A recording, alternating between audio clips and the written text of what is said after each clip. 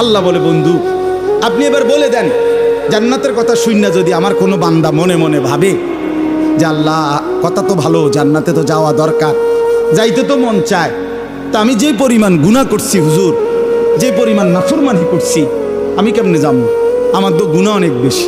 তা আল্লাহ বলেন, নাব্বি ইবাদি আন্নী আনাল গফুরুর রহিম। বন্ধু বলে দেন, বান্দা গুনাহ যত বেশি হোক কোনো অসুবিধা নাই, আমি আল্লাহ গফুর রহিম, আমি চূড়ান্ত ক্ষমাশীল, আমি চূড়ান্ত দয়াবান। আসমান পর্যন্ত যদি গুনাহ পৌঁছে যায়, কসম আল্লাহর আমি ওয়াদা দিলাম মাফ করে দেব। শুধু গুনাহ ছেড়ে দাও, আমার কাছে ফিরে আসো, চোখের পানি ফেলে মাফ চাও, আর করবা না, ওয়াদা দাও আমি 90 বছরের গুনাহ একসাথে মাফ করে দেব। মাফ করে দেব, তোমার জন্যই তো বানাইছিলাম জান্নাত বান্দা, আমি রাখতে দিয়ে লাভ কি? আমি তো দিতেই চাই।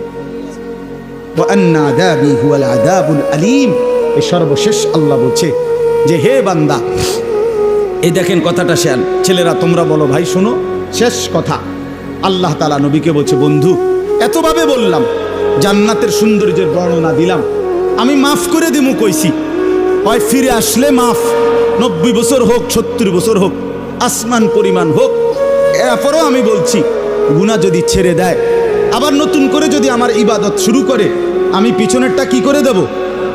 এরপরেও যদি কেউ গাদ্দারি করে, গাদ্দারামি করে, আল্লাহ বলে আমার কথা পাত্তা না দেয়, তো আপনি তারে বলে দিয়েন আন্না আযাবি হুয়াল আযাবুল আলীম।